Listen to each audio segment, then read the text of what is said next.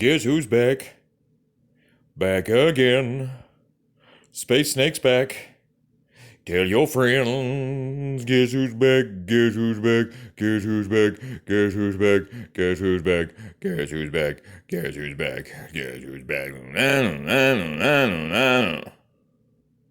I created a monster because nobody wants to see Mother no more. They want Space Snakey. Oh, hi. I was just watching episode 2 of Raised by Wolves. Good times. Love it. So, here's the thing. I've got notes and I've got theories. Starting with... So a lot's going on, and I'm not really just going to be like, this is what happened, and this is what this episode was about, because you've seen it. You watched it, right? And if you didn't, why not? Go watch Raised by Wolves, starting from where you left off, whether that's episode 1 of season 1, or episode 1 of season 2, or episode 2 of season 2. Just watch them all, because it's amazing. And then you'll understand what I'm talking about, because if you haven't, you won't. This first thing says radiating radiation. So I'm watching the bonus feature, a little behind the scenes thing, and it's got the creator of the show.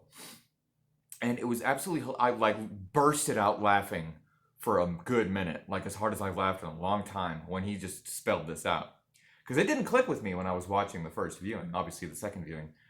But the first viewing, I'm just like, oh man, these people are all about Marcus. And sure enough, he wasn't kidding when he said, I'm going to convert one at a time, and he's doing a good job so far.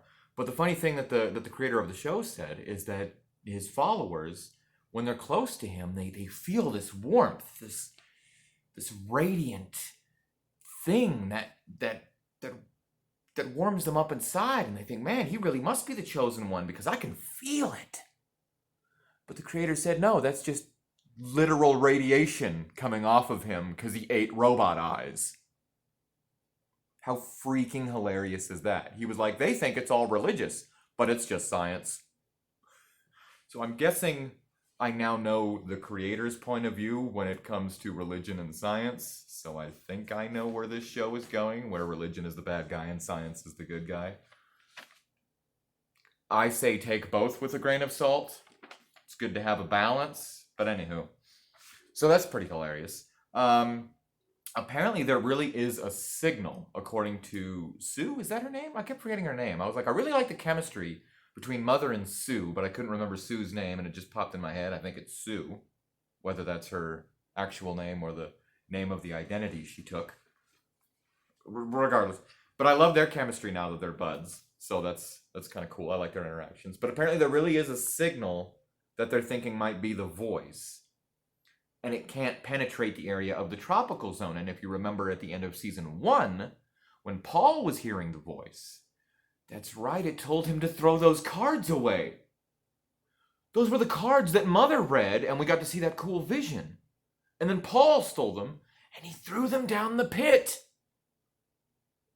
And then Marcus I'm just now realizing this. The cards that Marcus found are the same freaking cards that Paul threw down the pit. Because every time you throw something down the pit, the planet gives it back in some way, shape, or form. Oh my gosh, there's got to be more than that. But I'm glad the cards have returned and I'm glad that Marcus looks like he's going to fix them so that we can read. Because he's got an android too now, little buddy. What's-her-face's daughter. Sweet. Okay, so if they fix the cards, we can read more stuff and get more visions. Awesome, that's how we're going to get our answers. All right, but regardless, Paul was saying when he heard the voice, we can't go to the tropical zone. We have to stay away from the tropical zone.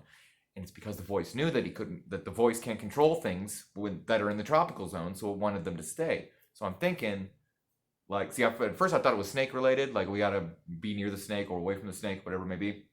But no, it's just because it can't talk to them in the tropical zone, and it's not too thrilled about that, I don't think.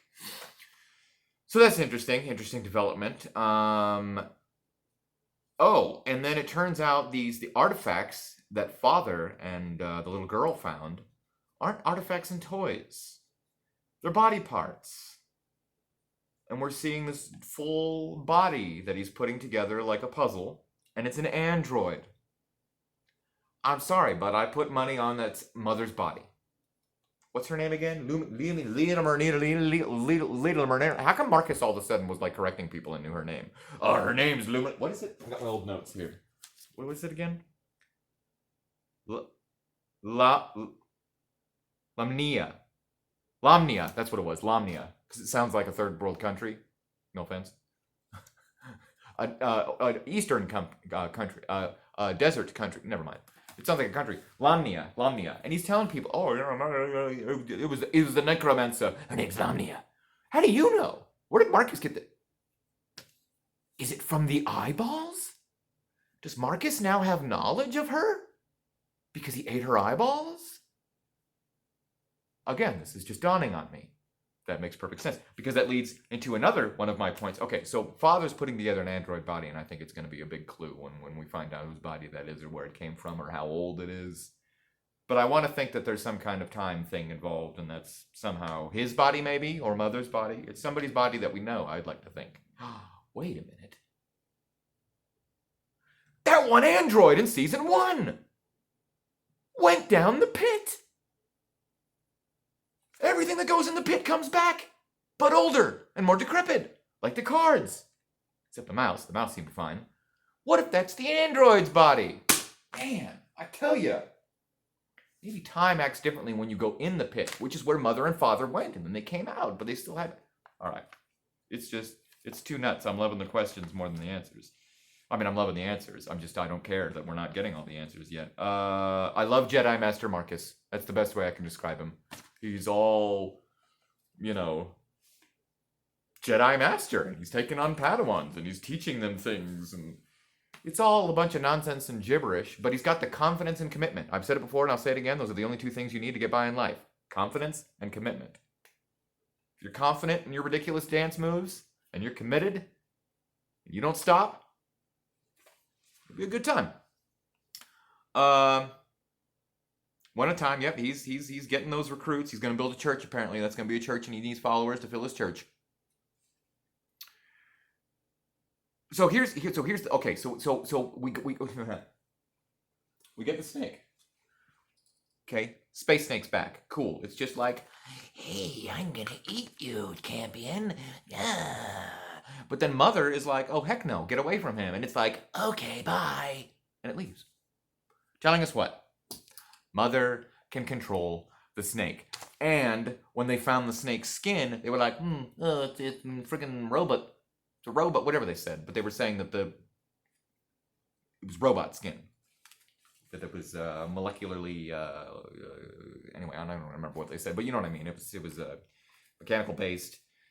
So that space snake is not all robot, I don't think, but it's part robot.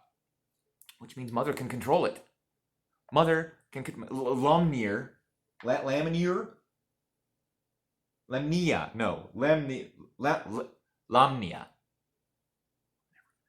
Lamnia can control the space snake, which tells me that Marcus, who's now supposed to be the prophet, who's supposed to get a sword to get to the Tree of Life, and now they think that the space snake might be the sword. I don't know how they came to that conclusion before we did, but okay. Aren't you supposed to let us come up with those theories and then be like, you were right?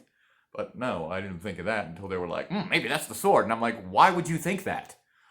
Regardless, because Marcus ate Mother's eyeballs, I'm pretty sure now he will also be able to control the space snake. And he's going to have to master that in order to... I think Marcus might end up using that darn crazy space snake as a weapon. Okay, yeah. I liked when they were getting out of that one little cave, when they were escaping the acid, when the current was coming in and the guys were chasing them, that they used this little natural grown ladder thing. But the way it was grown looked like DNA. Darn it, I'm going to need another part 2. Let me just wrap up here in a part 2. Give me one sec. DNA.